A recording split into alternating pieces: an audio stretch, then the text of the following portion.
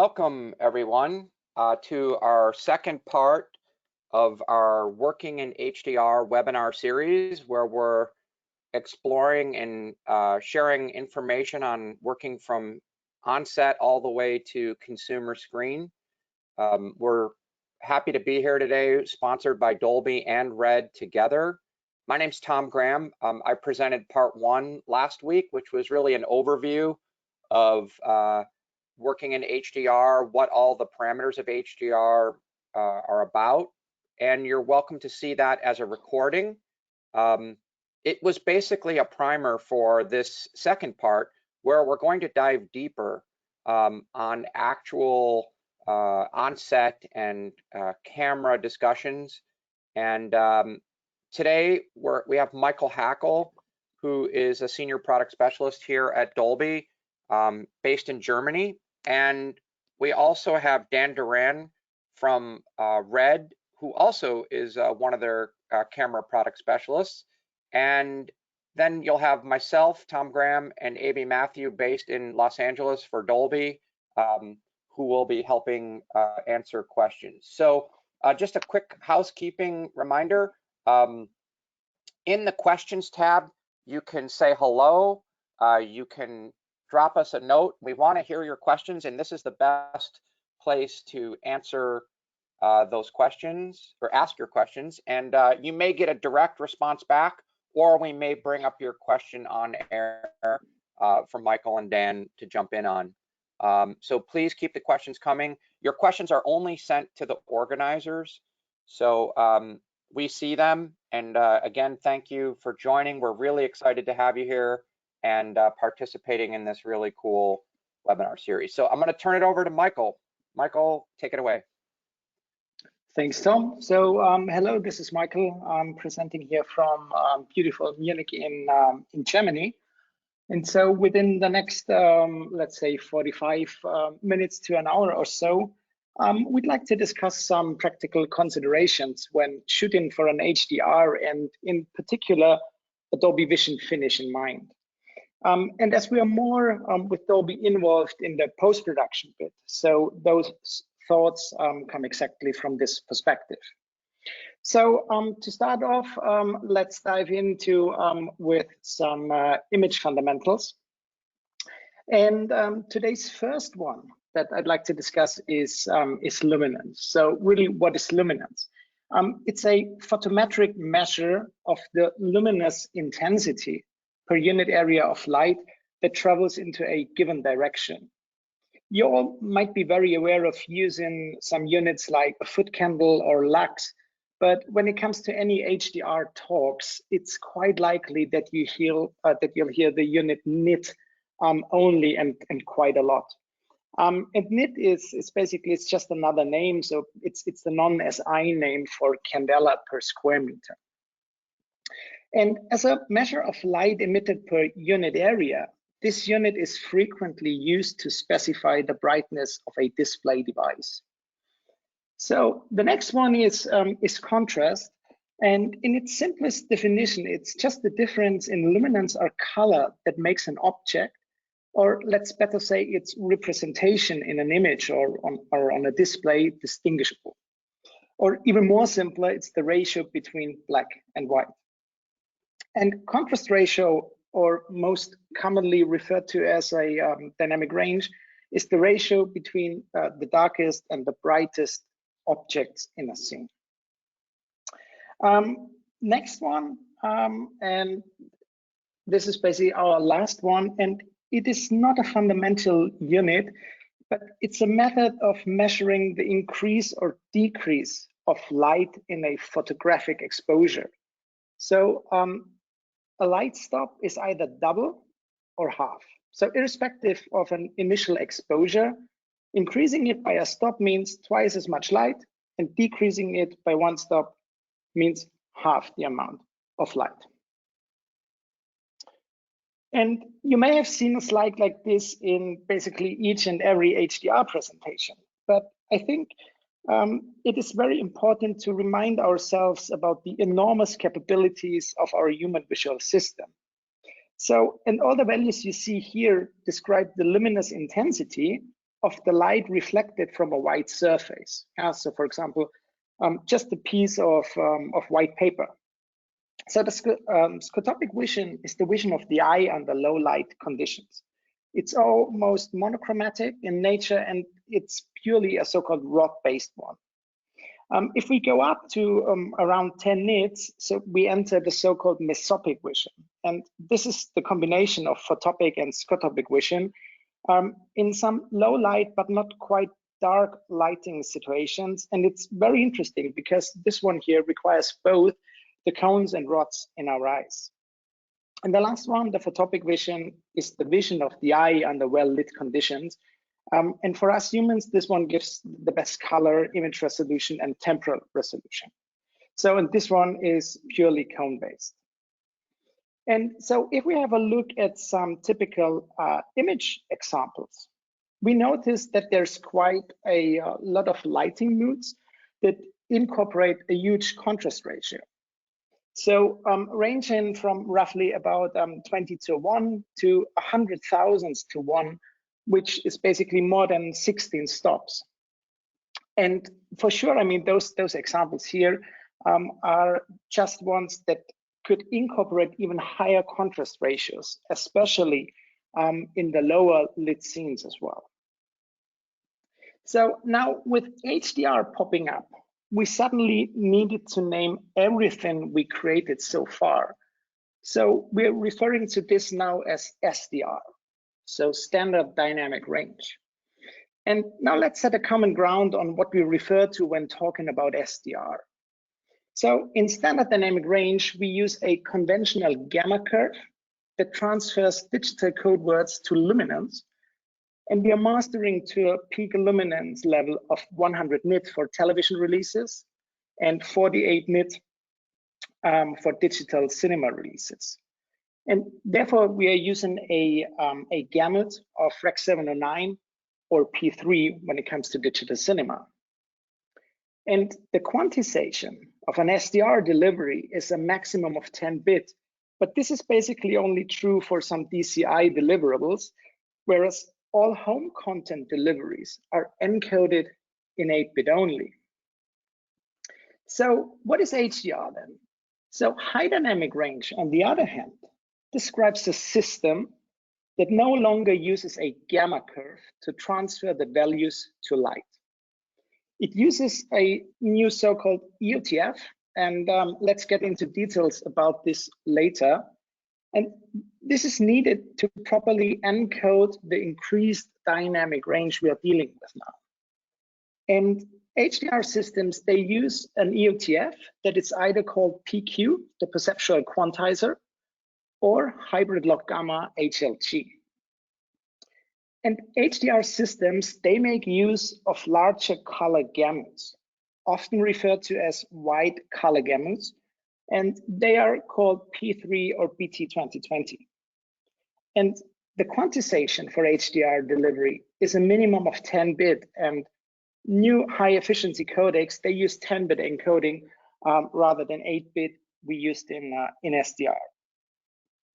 So HDR is first of all a display technology that is capable of reproducing most of a camera's dynamic range. Most cameras we shoot with today, they are very well suited to capture imagery for HDR. And so is any film stock for decades, as those stocks, they can hold 14 stops or even more of dynamic range. So given that fact, HDR offers less head and less footroom to hide stuff in the shadows or in the highlights, simply because now we see more of what has initially been captured and initially been seen on set. So the next slide might seem like a chalk and cheese comparison, but I think it nicely illustrates the capabilities of HDR. So rather than compromising on shadow or highlight detail, we may now display a wider latitude of the original captured scene contrast. So SDR video distribution can only show a very narrow exposure band of the modern digital sensors, or a properly scanned negative film stock's dynamic range. So I think HDR has obviously replaced really resolution as a main selling factor point for cameras and displays as well.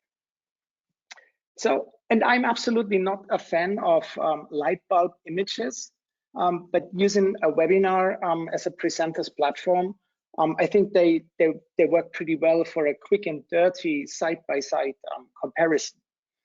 And it's not that this HDR rendered image that we see here is overall brighter. It has a significantly higher dynamic range.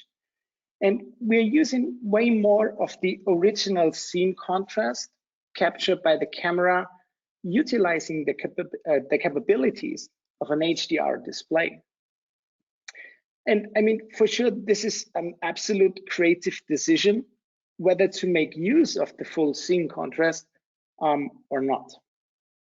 So it's very important to understand that HDR doesn't mean stretching a limited tonal range of SDR to any higher luminance levels. It's really all about making use of the maximum scene contrast recorded and then faithfully mastered and displayed on an HDR screen. Where on an 8-bit SDR monitor, we could never get more than roughly 6 to 7 stops of dynamic range. So our colorist has to compromise on the shadows and highlights. And with HDR, we can now make use of so much more of the initially recorded dynamic range. So combining an HDR's maximum peak luminance with a wider color gamut leads to a phenomenon we refer to as color volume. And in HDR, a colorist can use higher saturated colors at higher luminance levels to achieve any look he wants. And so in this example here, we're outlining the current SDR color volume versus a Rec 2020 gamut combined with a maximum luminance level of 10,000 nits. This is really just to show you the two extremes. Whereas current productions, they get widely mastered towards a peak luminance of 1000 nits, and they are using a gamut of P3 or Rec 2020. And so the resulting color volume formed by those parameters would sit somewhere in between of those two and still be much bigger than conventional SDR. So not only you can have a color displayed that is more saturated than before, thanks to a larger gamut, but instead of being limited by a maximum of 100 nits of peak brightness, you can have it far brighter than that. And those bright and fluorescent colors, they are not achievable on SDR displays. But on the other hand, it's very important to keep in mind that not all of those colors we can use and we can see now are natural colors. And if those get pushed too much, they might just look unnatural. So before we move on, AB, Tom, do we have some questions to bring up? Yeah, let's, we had a question from Nicholas that said, aren't the shadows and mid-range still using the same quote unquote room or area as SDR in HDR? And maybe you can explain a little bit more about your slides around how HDR also helps in the, I guess, in the shadows, is what he's asking. Yeah, so this is basically this really depends on how you set your exposure. You're absolutely right that when talking about HDR, we often just refer to basically where do we set our peak brightness, where do we set our diffuse white, and so that basically the headroom now between our diffuse white and our peak brightness is much wider in HDR, and that basically everything below this follows the typical tonal range of SDR. This is something that you basically could do, but it's nothing that you have to do. For sure, you can use the expanded dynamic range to basically have a better tonal representation in the shadows and in your midtones as well. Okay. And one of the questions that I'm sure we'll be covering is how to monitor and look at and judge HDR during production. So that, I believe that's coming up, correct? Yes, this is coming up in our in the last section. So bear with us for a couple of more minutes, and then we'll cover this. Okay. Here's one question. I'm newer to the industry and didn't know HDR and SDR have a 10-bit quantization minimum. I was under the impression these minimums would be different since HDR perceptual quantizer transfer function has a higher luminance level. Can you expand on that, or am I misunderstanding PQ? So it's really so when we are talking about the quantization here, it's when it comes to delivery systems. So for example, SDR deliveries when it comes to OTT broadcasting, then those codecs they are using a 8-bit quantization. Whereas when we are talking about HDR distribution, the new high efficiency video coding uses 10-bit as a minimum quantization. And in case of Dolby Vision, actually 12-bit, right? Yes, and in case of Dolby Vision, it can expand up to 12-bit. So, but the minimum is 10-bit here. Great, awesome. I think you're good to proceed forward. Okay, so let's move on there, and let's see what we need to make some good high dynamic range. And I think we all agree that light is our best friend. And so let's have a closer look on how light travels from scene to screen. So on set, light gets captured from a camera system that uses a so-called OETF, a optoelectrotransfer function, to encode light to digital code values. And this OETF is basically a translator from light to code words, and is the ingredient we really need to properly translate the scene contrast to code words. And on the other side, we need a EOTF, an electro-optical transfer function. And this one translates the code words back to light that gets emitted from a display device. And so in order to get a good HDR, we need proper OETFs and we need a proper EOTF. And luckily, all major camera manufacturers, they have designed their own OETFs, which are all a kind of logarithmic curves. So for example, Red's log3G10, log-C from Arri, S-Log from Sony, just to name a few. But why are those curves so important? We need to understand how a digital sensor reacts to light. And what we can see here, this is purely linear. And this is a very simplified diagram where we have our light source here on the x-axis. So let's say this is just a candle, and we have a sensor output on the y-axis. So and if we think about we have no lights where the camera sees the scenery here. Our sensor he outputs 0. And so we forget about noise and all this stuff, make it really simple, and we just bring a candle in, and then our sensor, he will output 1. If we bring in 2 candles, it will output 2. 500 candles, our sensor will output 500.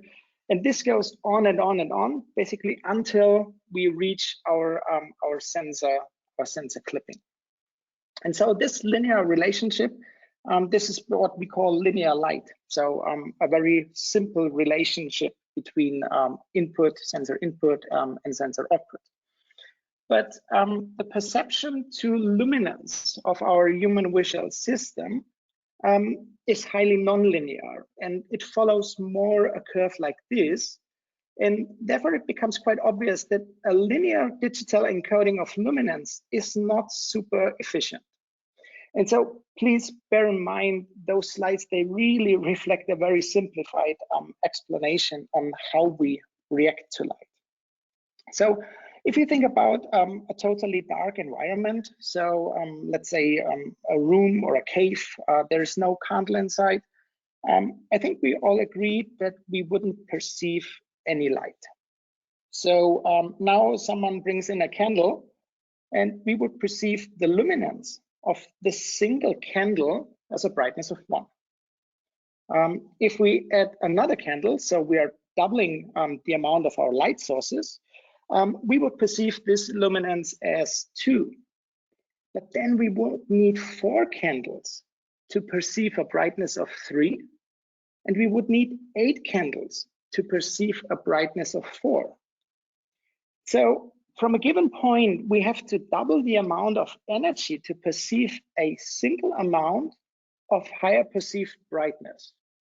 And this is something in photography, what we call a stop. And in this very simplified illustration of a sensor capable of 10 bit, so this one can distinguish 2 to the power of 10, so in total 1024 steps, we see why linear encoding is insufficient. So we would spend 512 code values for the last stop. And let's just think about this, could be some practical that is really not very important for our story at all. But so for us, this is one stop, and for the camera sensor, this is half of its precision. And so therefore, we would lose 1/2 of our sensor range. And so the next stop, again, would take half of the remaining precision. So having said this, the first 2 stops here, they reflect 75% of our sensor's capacity. And this is not very efficient. And so with those 2 stops, we are basically just 2 stops away from our sensor clipping. And this is obviously not too much headroom. So when we now start recording, we can make use of a logarithmic encoding to get, first of all, evenly distributed code values for each stop. And this log encoding is meant to redistribute the data from the sensor so that it is more aligned to our perception, to our visual perception. And so one could state that log encoding is nothing else than a kind of a perceptual compression. And we've seen before, each and every camera manufacturer, they have their own linear to log OETFs, and they are all designed for their respective sensor capabilities and characteristics. So then on the other hand, the EOTF, that is basically a function to transform digital signals back into visible light. This is used by displays to convert a recorded or transmitted signal into light. And so a very important part of any HDR spec. So the EOTF for SDR distribution, we didn't call it EOTF back then. We just called it gamma, and this is a power function. And now, as said, for HDR, we have 2 new EOTF curves. One is hybrid log gamma, and one is the perceptual quantizer, also known as ST2084, which is the foundation for Dolby Vision. And Tom already covered this in last week's webinar, but a short overview about PQ. And PQ was designed by Dolby, and it follows the Barton ramp. And the Barton ramp describes the threshold where we typically detect visible contouring. And 12-bit encoded images, they eliminate any visible noticeable edges and uses the bit range in its absolute optimum way. And so therefore PQ is not only the foundation of Dolby Vision, it's also used for other HDR distribution systems like HDR10 or HDR10 Plus, but for sure it's the foundation of Dolby Vision. And so as we see here, a 10-bit gamma encoding is no longer suitable. It can't handle higher luminance ranges. And for sure, we could increase its quantization, but this would be very insufficient when it comes to data storage and transmittance as well.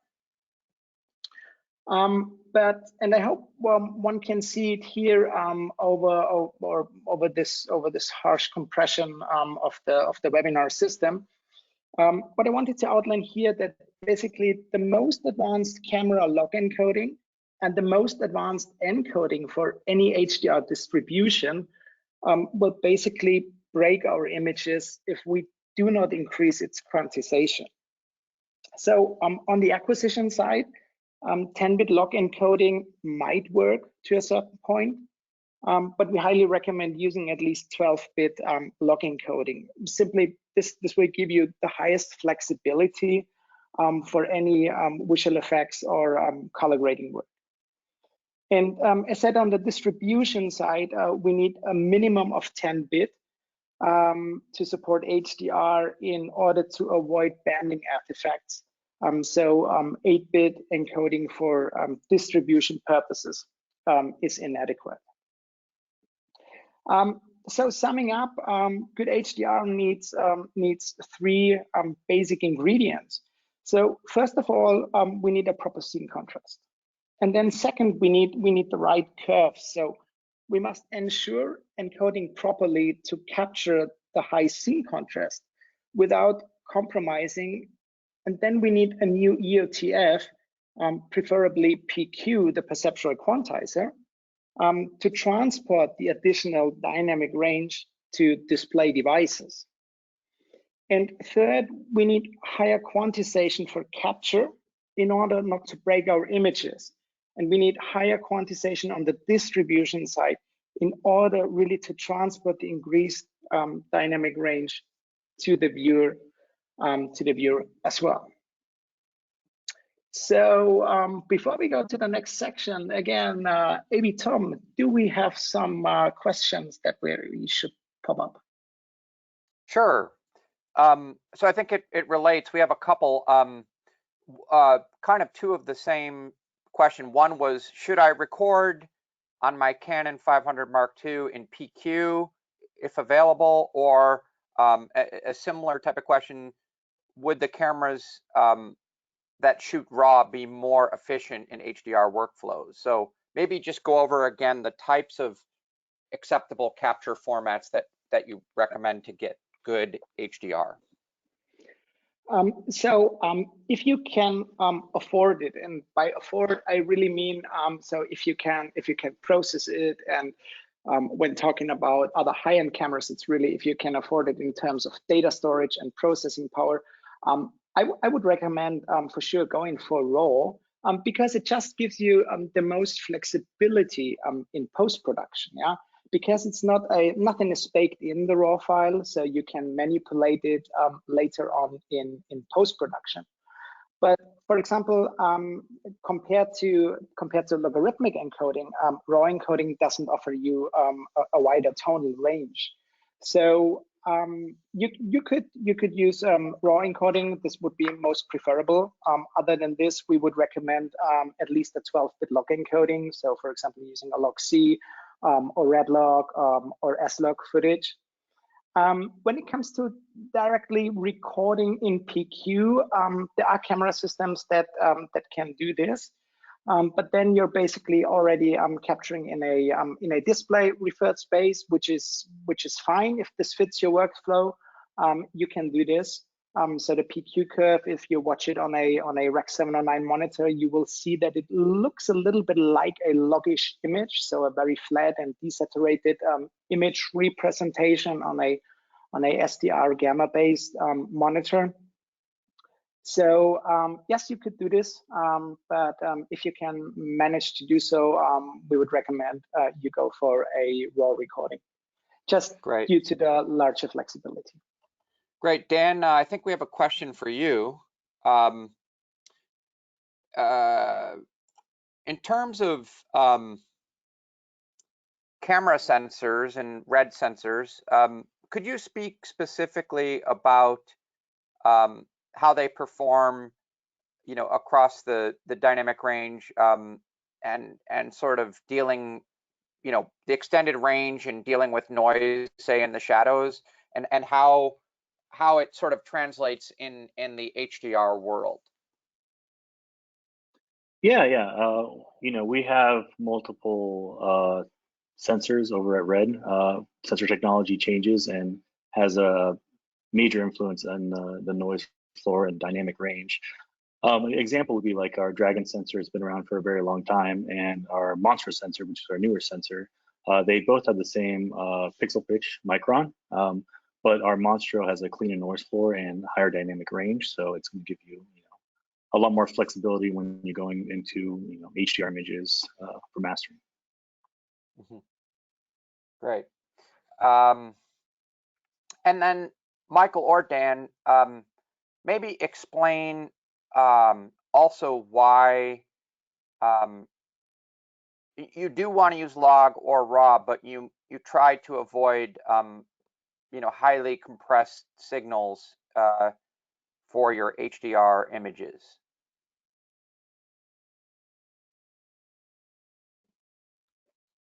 Yes. So compression, for sure. Compression, we don't have to go for HDR in knowing that really compression is not our best friend, because basically it limits our creative options in post-production. And I mean, when talking about compression, also in terms of, okay, we are using a SDR recording, so basically already gamma encoded signal, and we try to make this a HDR lookalike. One would clearly see that this is more or less a fake, because where is no information, basically, you can't add additional information in post-production. So this is basically this is basically not the idea of post-production, and not the idea of HDR. So the moment you get highly compressed, the moment you opt in for video encoded capture, you're just limiting your possibilities by a huge amount in post-production. Okay, great. I think there's some more specific camera settings coming up, so why don't we'll pause those till the end, and we'll continue on throughout, and then we can come back to more specific camera recommendations on settings for recording with Red cameras. So take it away, Michael. Great. So in terms of areas of concern, or maybe we better call it things to look out for, we identified some areas to pay attention to when shooting and pre-visualizing on set with an HDR and specifically Adobe Vision finish in mind. And those ones that we will show you in a minute, they shouldn't be seen as kind of commandments, but more as some guidelines for assessing the impact of HDR on the look of the project, and its storytelling intent, and for sure possibly effects on the audience.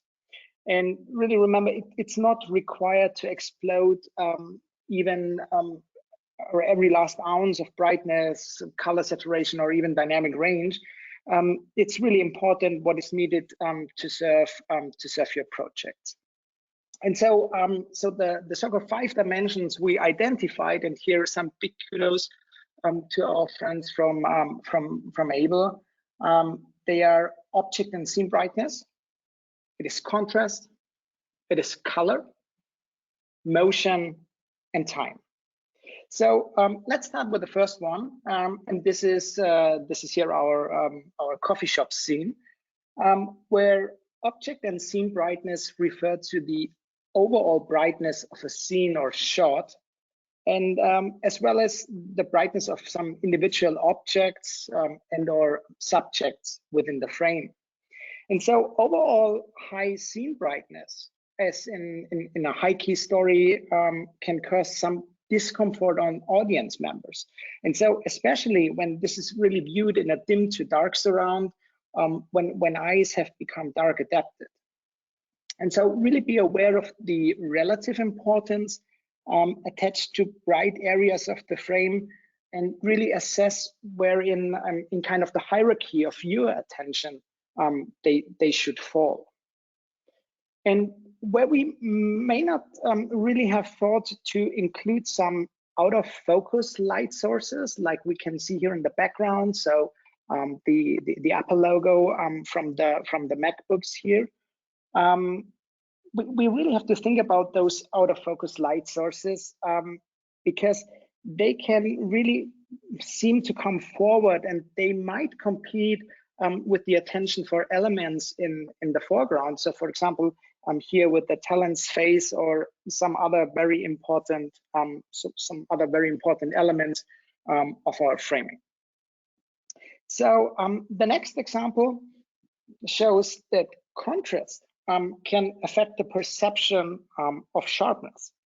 So where a bright highlight in SDR can sometimes tend to appear monotonal, high dynamic range can reveal, we could call it a brighter specular core within this highlight, and it could accentuate details. And this is very well noticeable on skin. And so high contrast can enhance the perception of sharpness. And keep in mind that sharpness is a function of contrast and resolution.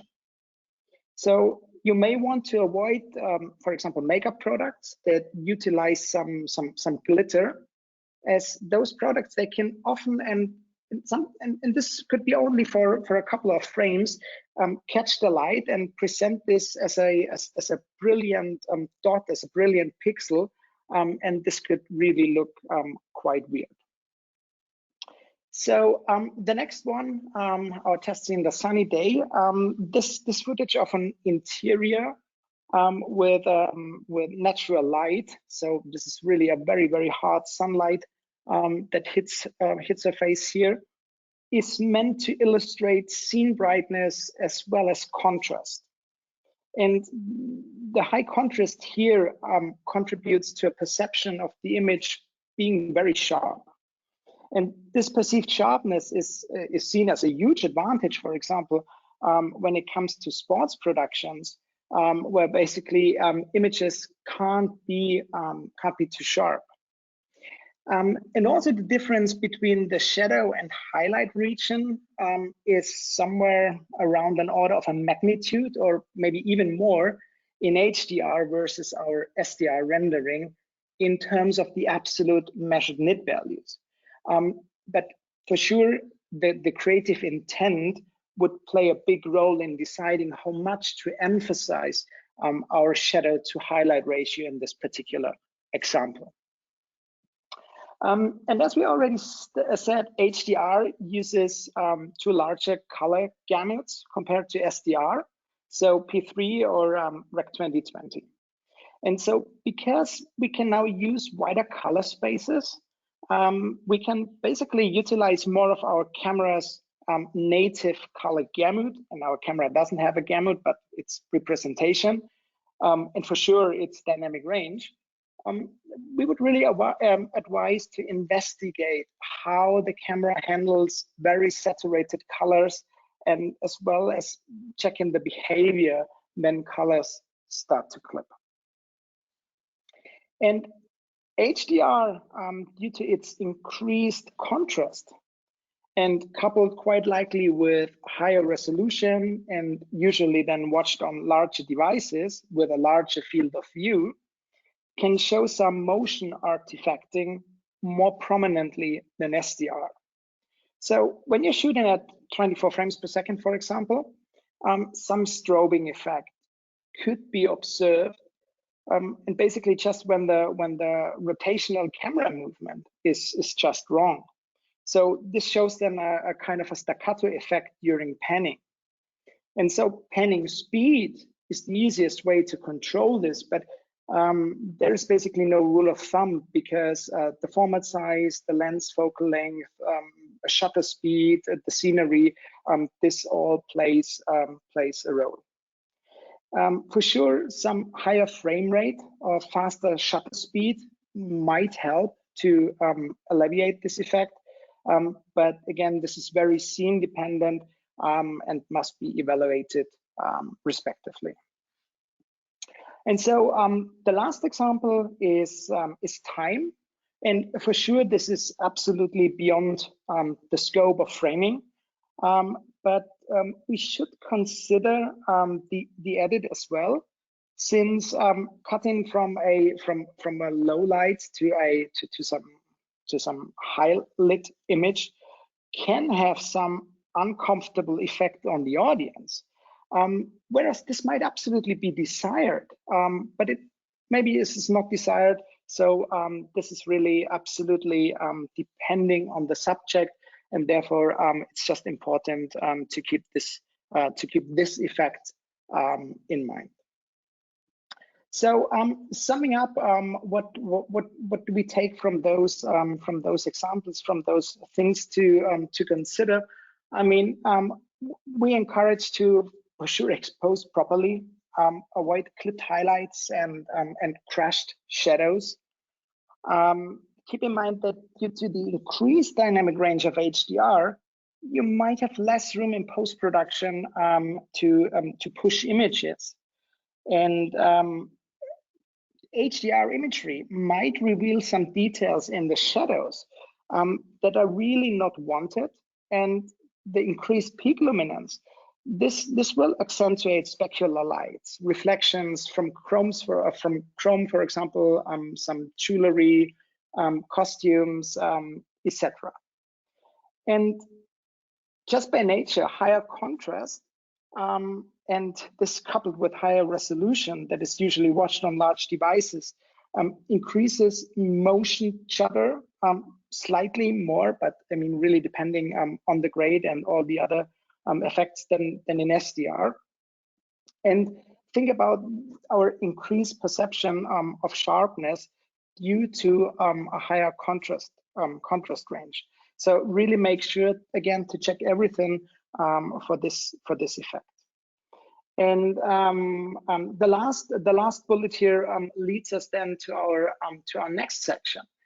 This is really to state that if available, preview in HDR on set to judge the light levels basically of your backgrounds, your foregrounds, your whole scenery.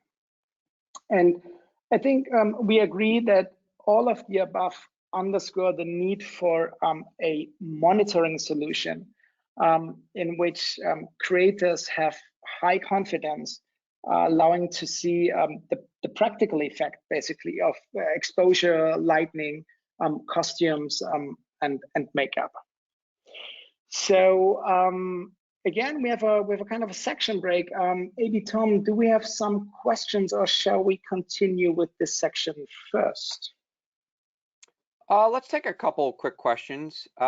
There's a lot of questions, so probably for Dan, around the compression ratio and sort of what raw settings or what log settings are sort of the preferred format to deliver high quality HDR.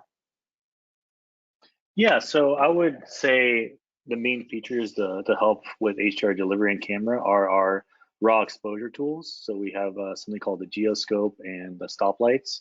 So it's something where if you don't have HDR monitoring on set, this will help you know if your image is being clipped or if you're losing any detail in the shadows. So we have these exposure tools that will give you what the raw image is being captured and make sure that it will look good in most scenarios. So that's usually what I would recommend using.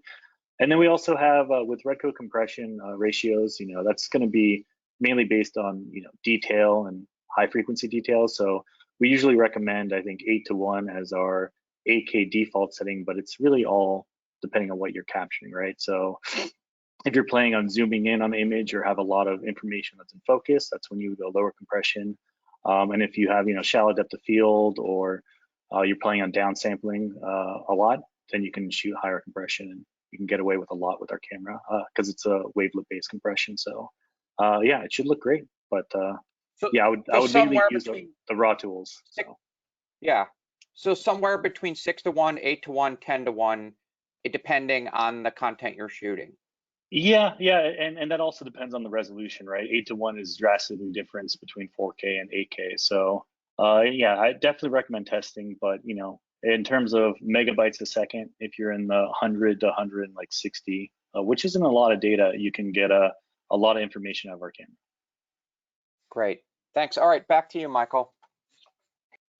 Okay, so we really need to understand that high dynamic range doesn't equal high luminance. So judging a monitor by its peak luminance only is absolutely misleading. I mean, talking about just the peak luminance of a monitor is a fairly simple concept to understand, but it's really evident to check the minimum as well as the maximum light level of a display in order to determine if it's a real HDR display or maybe just a high luminance display, super bright SDR display. I mean, this might go up to 1,000 nits, but this will quite likely compromise on the shadow reproduction. So really keep in mind, bright SDR is not high dynamic range. And we see more and more announcements for true, basically onset capable professional HDR monitors. But still the majority of available display devices can be either found on the, let's call it the consumer prosumer side. So for example, using a HDR television, or on the high-end mastering side, using some professional grading and mastering monitors. And both categories, they might fit into given environments and budgets for sure. But I think there's enough space left for manufacturers to come up with an affordable onset suited monitoring solution, offering the crews the confidence that's really required. And maybe we'll see some of the recently announced high-end computer monitors soon. But again, we must consider that a film set is really SDI territory. And it doesn't stop on set, so we really should consider dailies and editorial as well. It's obvious that there's currently still some, we could call it blind spot in the marketplace. So an HDR dailies and editorial creation workflow is beyond the scope of this presentation, but for sure it would be very, very useful to incorporate HDR monitoring in those processing and in those creative steps as well. And by the way, we often hear that people think you must use a Dolby Vision kind of certified monitor when shooting for a Dolby Vision delivery. So no, absolutely not. We don't certify mastering monitors. And you must use a mastering monitor in post-production. So in the color suite, when mastering for a Dolby Vision finish, that meets our minimum requirements for grading and mastering. Nevertheless, using an HDR monitor on set might really help to comfortably expose to kind of just hold an exact level of luminance detail to retain and then light the set as needed. But even having the most advanced on-set monitoring in place, we need to consider that having a proper viewing environment in place is absolutely crucial. So I hope we can see this here over the web with this very basic example. Surround illumination really determines how our eyes react to light, and it's not illustrated here, but to color as well. So, and you can see here really how the surround level determines our perception of the tonality. And in an ideal scenario, the HDR monitor we use on set would be isolated from the high ambient light and would be placed in in an environment preferably as similar to a color suite as possible.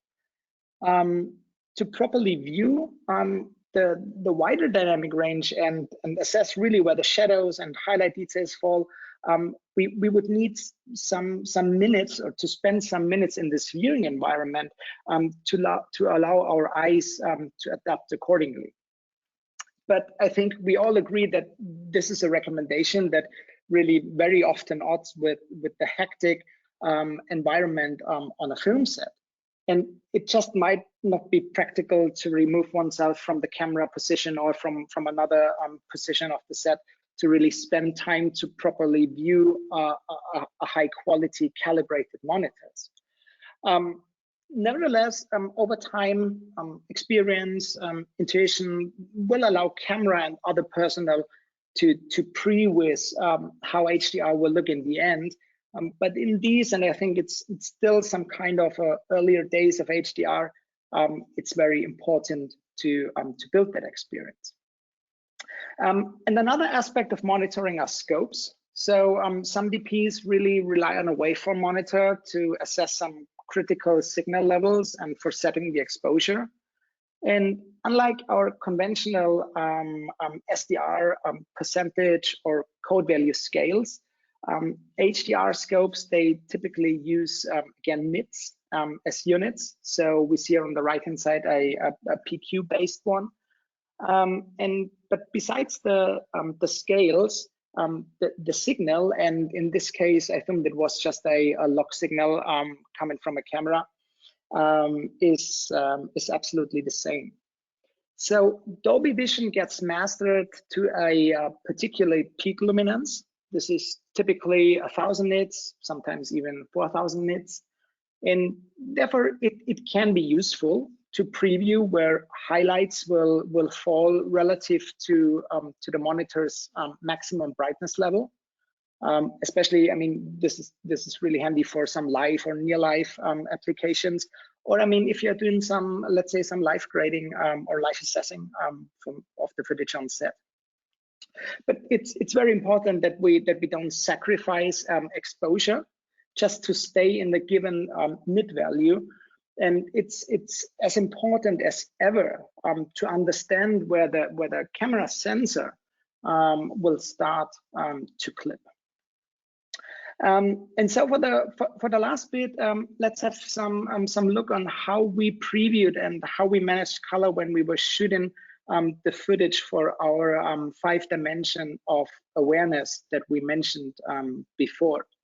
So we had a very simple and straightforward setup in place where we fed all camera log signals via SDI into some HAA FS HDR converter. So this one was internally working in ACES, and this one was controlled by a live grading application. And then so all camera signals, they were converted into ACES and then sent gamma encoded to an SDR monitor, and in parallel PQ encoded to an HDR monitor, both using the respective ACES DRTs. And so with a workflow like this, so with a color managed workflow like this on set, one could use the looks that are created, for example, here on set, for some further post-production. But for sure, vice versa, you could use predefined looks that you built in post, and you could use them for some visualization on set as well. And there are even some cameras in the market, they implement a straight PQ output. So those signals can then directly be sent to a HDR monitor, and so this could basically obviate the need for a kind of converter or processor like we had here. And as said already, for sure, there are much more color management systems and tools here on set. And I mean, you can make this kind of workflow as pragmatic or as complex as one could think of. Last bit is really, I want to outline that please pay attention when using some show LUTs you might have used for your last shows, because it's quite likely that your favorite look was designed with an SDR finish in mind. And so those lookup tables, they were particularly designed to be viewed on a 100 nit SDR monitor. So therefore, those lookup tables, they are no longer suited for HDR. And you should really consult your colorist or a color scientist to make him extract basically the look bit and apply it to match the intended mastering luminance. So HDR should really be seen as more like a creative tool set rather than the technology.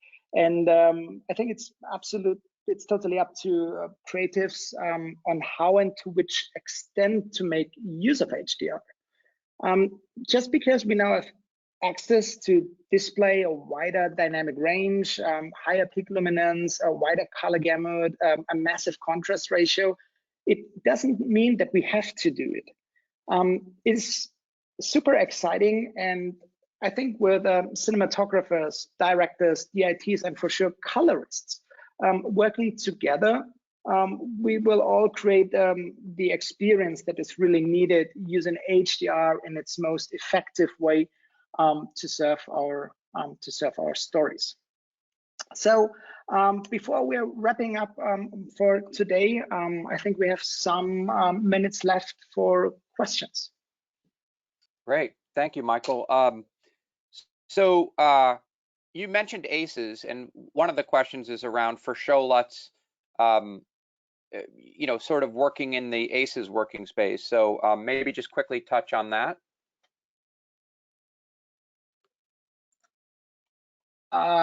Okay, I don't know if I got the question or what's behind the question, but I mean, therefore it's advisable and it's doable that you create a color pipeline on set and reproduce basically the color pipeline in post-production. So basically what it means, you're bringing in your source camera footage into an ACES color space. You're doing all your grading, you're grading in ACES, and then you're using a ACES DRT to map the images, let's say, to an HDR display and to an SDR display on set. So if this is your workflow on set, for example, using a tool like the Archer one, or there's a system from Filmlight, the Prelight tool, then basically you can quite easily replicate the same color pipeline in post-production. And so therefore you can use your look modification transform, or however we name it. So basically the creative color bit, and you can very easily exchange this one between post-production and your set. Got it. I'm going to launch some polls here too. Well, just we have a couple quick questions we'd like to ask you while we're answering questions. So if you could please check a box to tell us who you are. That's super helpful to us for future. Here's a question, Michael. Are drone cameras suited for doing HDR? This is a good question. And I'd say there is no clear answer to this because, I mean, the question is always, I would say, how big is your drone? Because one could use, for example, a red Monstro and bring it up to a drone. Honestly, I don't know what you would need for this. I would assume it's quite a big drone, but therefore I would say, you know, a drone camera that is equipped with such a high-end camera system, yes, it's absolutely fine. If you ask me, and you want to use a, let's say, $100 action cam and put it on your drone you bought in the superstore next door, maybe this camera system is not that suited for using, because it's quite likely that it will record in a gamma encoded way only, and therefore again we are stuck with all the effects of bringing SDR footage into so basically contrast reduced footage into HDR projects. We have to deal with high compression. So therefore, there is no overall answer to this. It is really dependent on what the camera system of the drone is capable of. Great. And we've gotten more questions around if you could speak about the process of the converter that you spoke of on set. So how do you convert the camera spaces to PQ and looking at them on the monitor, and sort of, as you said, dealing with SDR at the same time? What type of converter would be needed? Yeah, I mean, as said, there are multiple ones available in the market. While we were shooting, we had access to a HAA FS HDR. But as said, there is at least a product from Filmlight as well. I think it's called the Daylight system. And I would say, you know, the concept of those are pretty much, they're not the same, but the basic principle is pretty much identical. So you define the incoming video signal. Let's say it could be it's an S-log output or whatever. Then you set up the internal processing color space, and then you can select one or multiple monitor outputs, and the whole processing is done then by the processor that you use on set.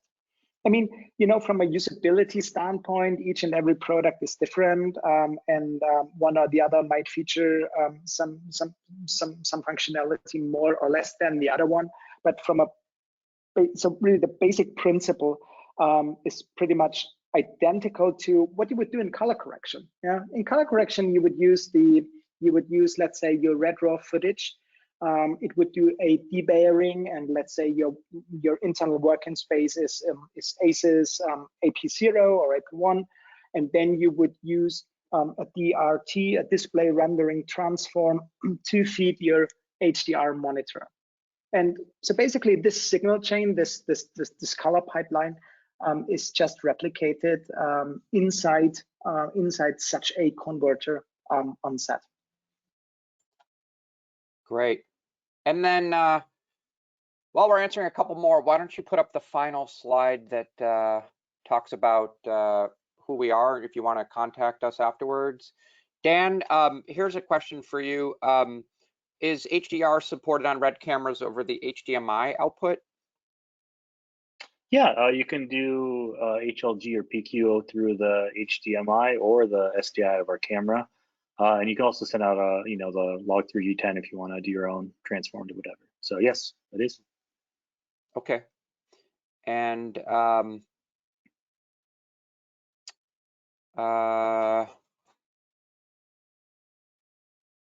Michael, you did recommend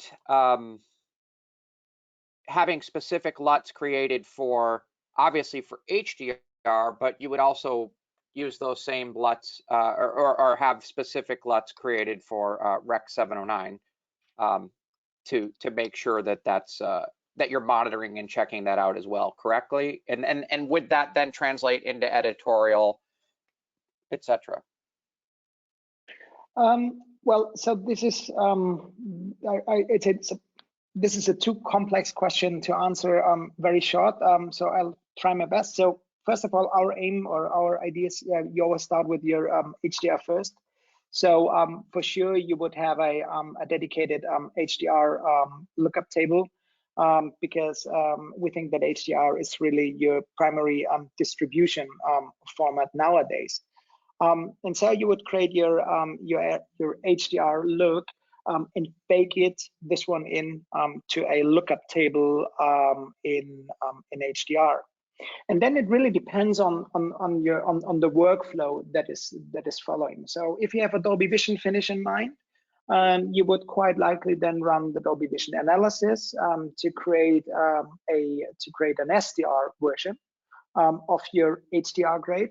And you could even translate then this SDR version into a static lookup table. So you grade it once, you derived automatically your SDR version, and then you can basically have both versions of your look. So one basically translating to HDR, the other one translating to SDR.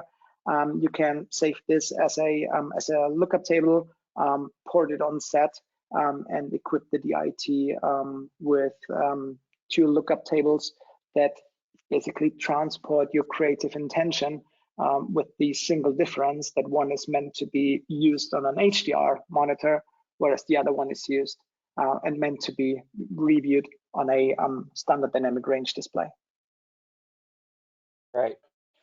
So we just want to remind everyone that next week we will have two special guests. We'll have the director of photography for Lost in Space, the Netflix show, as well as the colorist from Company 3, talking about these very topics and how they've navigated 2 scenes of shooting with RED cameras and working towards an HDR Dolby Vision deliverable.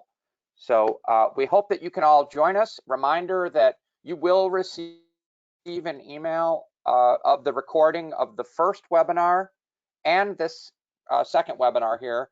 And so I recommend that you watch those before next week's webinar. Again, thanks so much for joining, and be safe out there. We hope to see you on the next webinar.